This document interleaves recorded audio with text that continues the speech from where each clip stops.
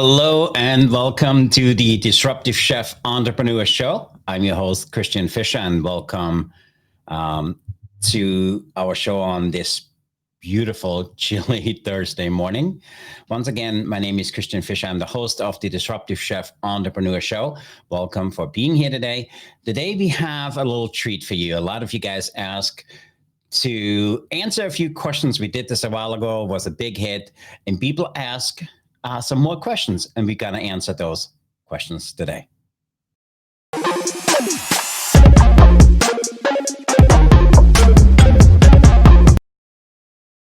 Hello again. My name is Christian Fischer. I'm the host of the Disruptive Chef Entrepreneur Show. I'm really excited to be here today, and I'm excited to answer some of the questions you guys had. So we did this a few weeks ago. I think we did it now 2 months ago, and a lot of you guys wanted to know more about my background, how I was able to build multiple business around what I do outside of cooking. And we're here to answer some of those questions today. We chose 10 questions of all of the ones we gotten in from you guys, and hopefully some of the ones you ask on that list for you today. So with that, I want to say welcome again. Let's get going, and we're trying out some new technology. Let me see how this goes. So here goes. The first question is from Sue from Virginia. Sue, first off, thanks a lot for listening to our show, and thanks for asking your question. And your question is, what was an aha moment in your culinary journey that inspired you to become not just a chef, but a mentor, entrepreneur in the industry? That's a really, really good question. And so this stumped me a little bit. So the question is, for me, what was really a turning or aha moment was around COVID. COVID for me was a way for me to kind of look inward, not just what I was doing, what was going on in the industry. And it showed of what a fragile industry we actually in, and how many chefs struggled out there. So my aha moment at the time was, I got a call from a good friend of mine. His name is Joe Rodriguez. And if you guys know him, please give him a shout out. Joe called me and said, Christian, we've been friends for so long. Look what's going on in the industry. How can we support the industry? We need to do something. So Joe and I created something we called the Culinary Executive Mastermind, which is a group which still meets today, 4 years later. We're meeting on a monthly basis. And by the way, we just had a meeting a few nights ago. And we're meeting, and we have about 12 to 15, sometimes 18 people on these events. And we're talking about what's going on in the industry, how we can share some of the things we learned, and how we can just move forward together. And for me, it became such a powerful way to not just paying it forward, to help chefs who struggle in the things we used to struggle. And what it allowed me to do, because I had mentors over the years, all my life, and for the last 15 years, I had mentors. And the beauty of a mentor is that they can help you really shorten your learning curve, so you can learn anything on your own. There's this really amazing thing out there. It's called Google. So you could learn anything on your own. But the beauty of having a mentor is, especially a mentor who has done what you want to do, will allow you to cut the learning curve into every few months. And for me, it became one of those things. I spent more time on mentors. I spent more time giving back and mentoring different chefs. If you're asking me what the aha moment was, Sue, for me, it's really COVID. COVID really did our industry, and so many chefs struggled. And some of our other businesses also came out of that, because we want chefs to be successful. Chefs have so many transferable skills outside of the kitchen, which we want them to tap into and build not just a side hustle, build a side business. What would an extra $500, $1,000, $2,000 a month for you mean if we help you building something on the side? And that was really the aha moment for me. And like I said, we built 4 other business around it. So Sue, hopefully that answered your question. So Sue, really great question. I really appreciate that. Next question come from Vincent from beautiful Wisconsin. By the way, I'm going to be in Wisconsin The beginning of February. You're going to be in beautiful Kenosha, Wisconsin. So I'm really excited to be out there. And Vincent is asking, in your 35 years of experience, what was the biggest challenge you faced in the kitchen? And how did you turn it into a learning experience? Wow, there's a lot in there. So Vincent, so I've been in 35 years, and my biggest challenge was really to figure out who I was. I felt, because I went to the culinary school, I learned French cuisine, had my first restaurant at 19, that, you know what? People just come because I cook a meal. What I had to learn is to learn what the clientele want, not just what they want, what they will continuously buy, and how can we not just provide a great product, how can we provide a service and go above what anybody else does for them. So people come back, and we didn't want to have just guests, we call them clients, and we wanted to have raving fans. So when we had those clients which became raving fans, we knew what we did. So my biggest learning curve is really to figure out who I was, because I thought just because I make amazing food, people will come. And we built our first restaurant and nobody came. So I had to learn how to give back, not just in the community, how to work with the community, and how exist within the community. And for me, was a huge learning curve. And it also made a huge impact who I am today. So Vincent, hopefully that answered your question. I really appreciate it. Thanks for asking that question. The next question comes from Beverly in beautiful Massachusetts. By the way, my family is from Massachusetts. Beverly, thanks for listening to our show. Your question is, every chef has a signature dish. What is yours, and what is the story behind that creation? So for me, as you can tell on my accent, I'm not from the US. I'm native Austrian. My signature dish is a really well done Wiener Schnitzel. And for me, the history or the significance around that dish is my grandma. My grandmother taught me how to make that dish. And when you pound out the meat really thin, she said, you need to not just really pound it out, you got to season it. And what she taught me was, when we did the egg mixture, we put a little bit of mustard powder in there, maybe even some fresh mustard, some ground mustard. We put some other spices in it as we dipped it in the egg wash, and then put it into the breadcrumbs. She taught us not to squish on it, just let it gently lie on it, because when you then put it in the fryer, it has this really beautiful crisp. And she never liked it fried. She had it pan fried in nice clarified butter. And it was just absolutely delicious. And for me, it became one of those things that we made it in our restaurant all the time. Not just that we make it all the time in a restaurant, it became one of those dishes every time I go out and I know somebody does it really, really well, that what I will have for dinner, because it's not just a great meal. It reminded me of who I am, where I come from, and how my grandma, which since has passed, she was 104, what the amazing impact she had on my family and, me as her grandchild. So for me, that's my dish, and that's the significant behind it. So really good question, Beverly. Question number 4 comes from David from Texas. And David asked, as a mentor, what's one piece of advice you would find yourself repeating to aspiring chefs? David, really, really good question. And for me, I think the one thing you hear me say all the time, you don't need to do it on your own. I really mean it. If you're listening as an inspiring chef, you don't need to do it on your own. It's okay to ask for help. It's okay to say, I need help here. Or can somebody just help me to do this and learn something different?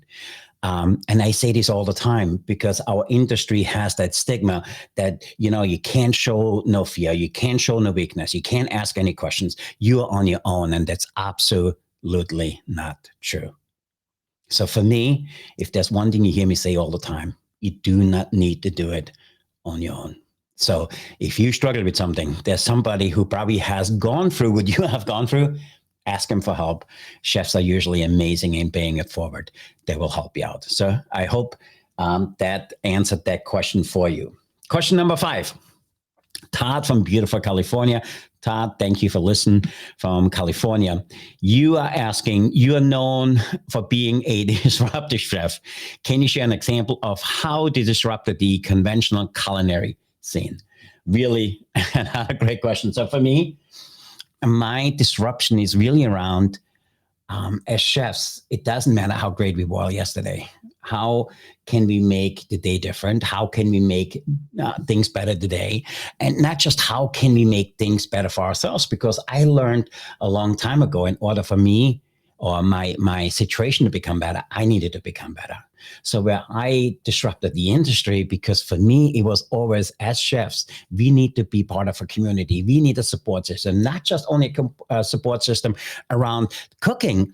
We need a support system around, how we take care of ourselves.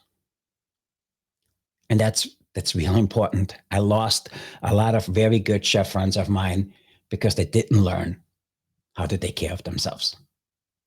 How many chefs did you guys lose and friends you lose to suicide or something else? Where you knew we lost them way too early because they didn't learn how to take care of themselves. And for us, this became such a driving force that we started a nonprofit called the Culinary Leadership Academy, where we helped chefs with self-leadership skills. I learned that around leadership, it's not just leading your team. You need to learn how to manage yourself.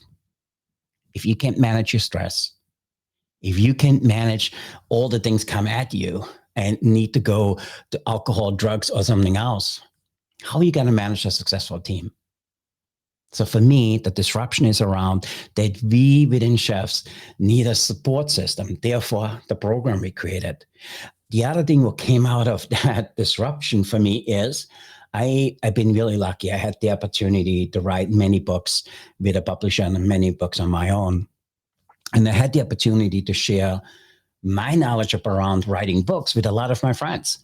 And from there, we actually owning now a publishing company where we teach chefs how to write a book in 8 weeks or less. Are you hearing this? You can write a book in 8 weeks or less because we have learned some of the tools, strategies, and techniques that it doesn't need to be that hard. We make it so hard and it doesn't need to be that hard. And writing a book is, for me, the single best way, not just to become an expert in what you do. It also, for me, writing a book exposes who you are. It exposes, if I take shortcuts in the kitchen and I do it in my book, the book will show it. If I start and don't finish, and a lot of our chefs which come to us have tried to write a book for 10, 15 or more years, never finished it. We have one of our star students, his name happened to be Peter, did an amazing job. In 8 weeks, he wrote 4 books. So I made it my mission that over the next 10 years, we want to help 1 million chefs publish a book. And it's not about the sales of the book. It's what the book makes you and who you become. That's the important thing. So if you're asking me what was some of the disruption, Todd, for me, it's around looking what the industry needs and provide a service to that.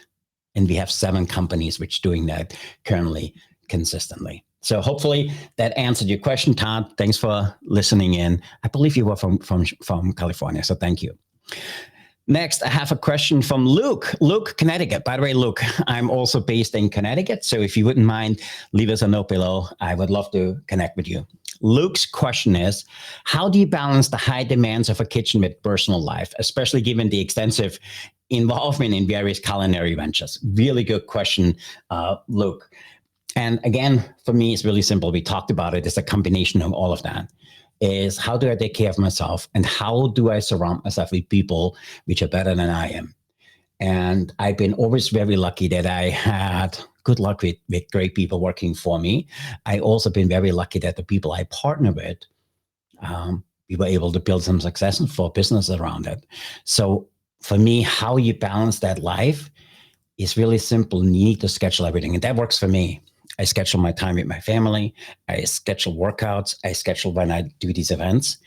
And for me, sometimes it doesn't work, but having it scheduled, you will do it. And you probably heard it said, if you don't schedule it, you won't get done.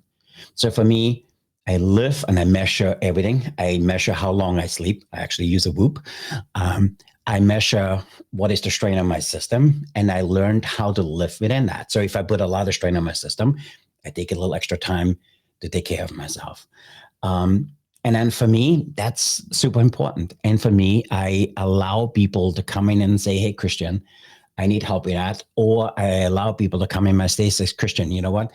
You've been here 14 hours. It's time to get out of here.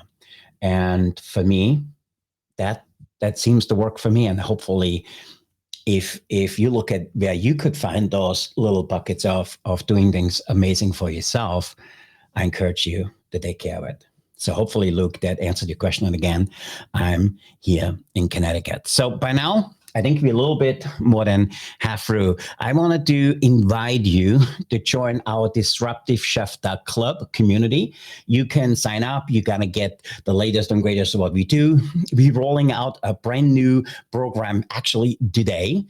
And when we roll out programs and we have some new things we do, we invite the people which come to this community as members and try it out for free. So there's no cost for you to try this out. When you want to try one of our masterminds, if you sign up for the Disruptive Chef Club, you can come 100% for free to some of our masterminds. This is really the community where I know people want to just do a little extra and kind of give back. And therefore, we invest a lot of time and effort into that community. So again, if you have a minute, please sign up below. It's called the Disruptive Chef Club community. Sign up. We would love to have you. So, Vinny, next question from Erica from beautiful Maine. Erica asks, with your experience and foresight, where do you see the future of culinary art hitting next in the next decade? Really, really good question. I think what is going to change is if you just look at consumer behavior and one thing COVID taught us that we have a sweet tooth. So I think you will see a lot more things around sweetness, and you probably heard it said that crumbles, the cookie concept, is the fastest growing concept here in Connecticut and the US. Also, mochi donuts is a fast growing concept. So if you're asking me where it's going to go, you will see those concepts pop up for a year or two, and then they will evolve in something else. I think the days where somebody served just one cuisine are over. If you ask me in the next decade or so, people will evolve and kind of renew their cuisines. And you will also see some amazing new products. One of our ventures is that we have a fully automated coffee robot. And it's amazing to watch what that machine does and how exactly it makes a cup of coffee. And we've been really lucky to be able to partner with Starbucks within that. So, and then also we just gotten the opportunity to work with a company which makes a pizza. It's a robotic pizza system. And the really cool system is the size of a refrigerator at home, and it makes pizza, it makes crepes and some other amazing dishes all on its own, and they're really, really delicious. So if you're asking me where are we going to go, a lot more automation and a lot more people will serve different cuisines or rent out the kitchen for a time period for somebody else who does something amazing, which would fit into their clientele. So Erica, hopefully that answered your question. But for me, that's where I see the future of cuisine is going. Next question comes from Luis from Florida. Every chef has a funny story from the kitchen. Can you share one of your most memorable, perhaps embarrassing kitchen moments? Luis, that's a really good question. And I think I told this story in one of the other podcasts. So for me, I'm classically trained in French cuisine. And working in the hotel, I learned how to cook. The first year, we do the front of the house, all that stuff. And then the second year, we started out, in the dish room, and then you worked as a garde manger, then you kind of moved up. And I worked as associate. My very first day on the station as associate, we had the German master chef, Karl Fürting, and he since passed, but an amazing, amazing culinarian, and he was an amazing teacher. And he tells me to take the stock and strain the stock. I did strain the stock, and I kept the bones, and I was pouring down the stock, the drain. So he asked me, hey, Christian, where's the stock? And I gave him the bones. And he says, no, where's the liquid? I says, I drained out the liquid. And I will never forget the look on his face. He was chasing me with a meat fork, and he says, Christian, when I catch you, I'm going to stick it so far in your stomach that there's room for 6 pairs of frankfurters in the back, because you just cost me 2 days of work drawing out my beautiful stock. So for me, that's a story I always tell, because it's an embarrassing story. And for me, it's one of those things where I learned you got to ask the right questions. So was not all my fault. I think that was partially his, because he wasn't 100% clear that he wanted to keep the broth and not the bones. But for me, when we gotten together after I passed my culinary apprenticeship, and everybody, when we gotten together, Chef Carl made sure everybody knew that story, that the first time I strained the stock. So that's my story. Hopefully, Louis, you enjoyed that. Next question is from Chrissy from Maryland. If you had to pick one secret ingredient for success in the culinary world, what would it be and why? Chrissy, really good question.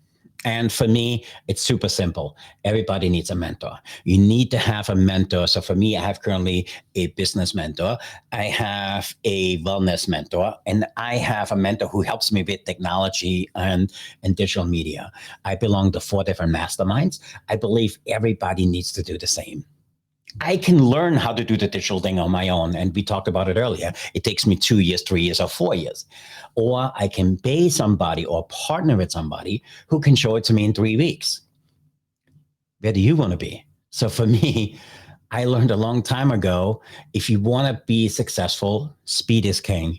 And in order for you to learn something quick, hire yourself a mentor, or somebody who has done what you want to do, and have that learning curve cut in half, or you take years and condense it into days or weeks. So for me, biggest thing, I would recommend any chef to have a mentor. Have a mentor around cuisine, have a mentor around personal growth, because if you want things to get better, you need to get better. You remember that. And also I tell chefs, if you want to make more money, if you want to have a different career, you need to start working harder on yourself than you do in your job. And I believe it was Jim Rohn who said that. And I found it to be so true. Because when I spent time in a car, I listened to audio tapes and I learned something new.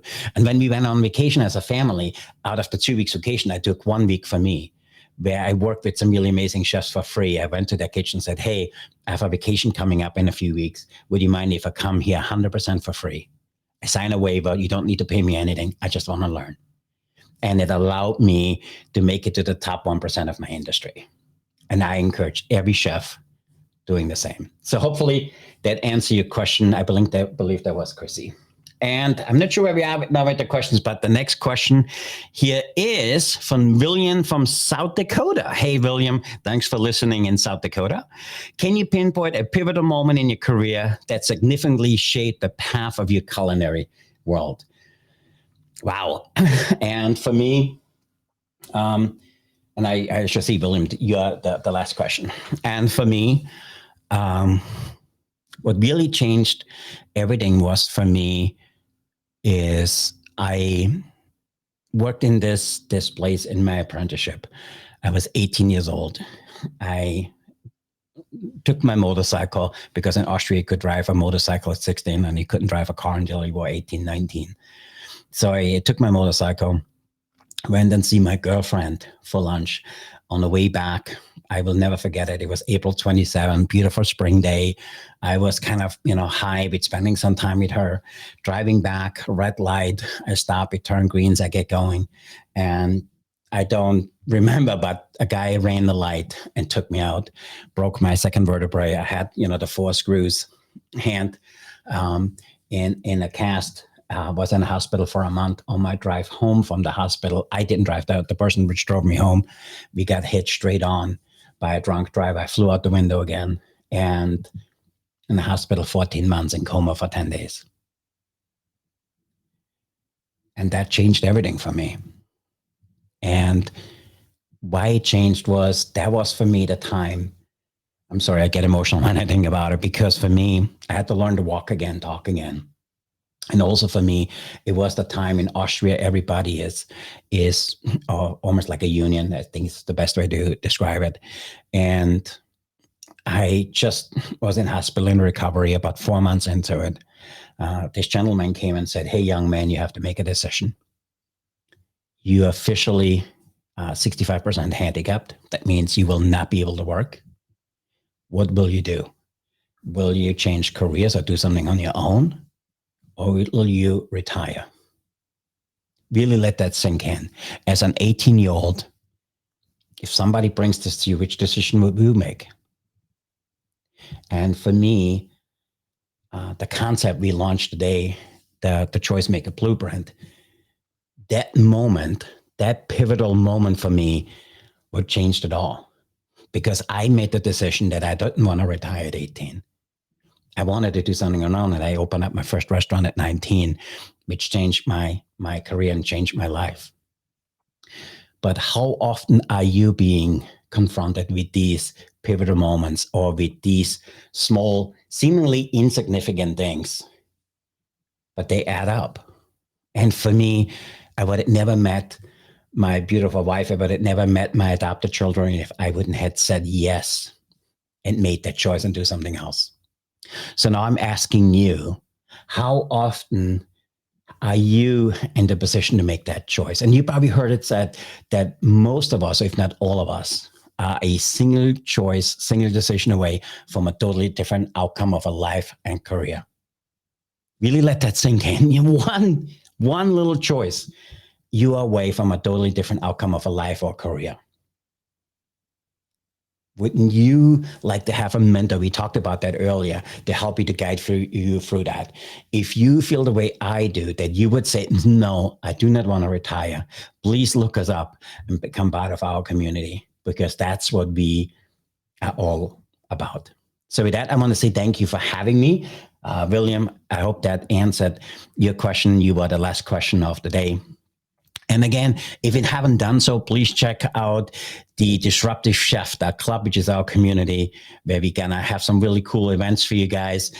We invite you to be part of some of our trainings. We give you the latest and greatest what we have learned in the industry. And sometimes we even invite you to become part of our community, where we bring people in and we give you something brand new to test drive for us and get some honest feedback on. And for me, hopefully that was as inspiring for you as it was for me to tell my story. I need to do better in telling my story. That's why I love these Q&A sessions.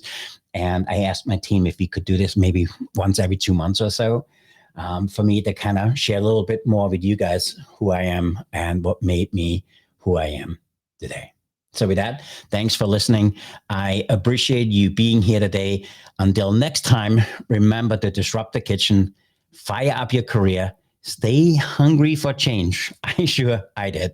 My name is Christian. I'm the Disruptive Chef Entrepreneur host, signing off. Be the change, be the challenge, and set the world on fire. With that, thank you, and we see you at our next event. Thanks, everybody.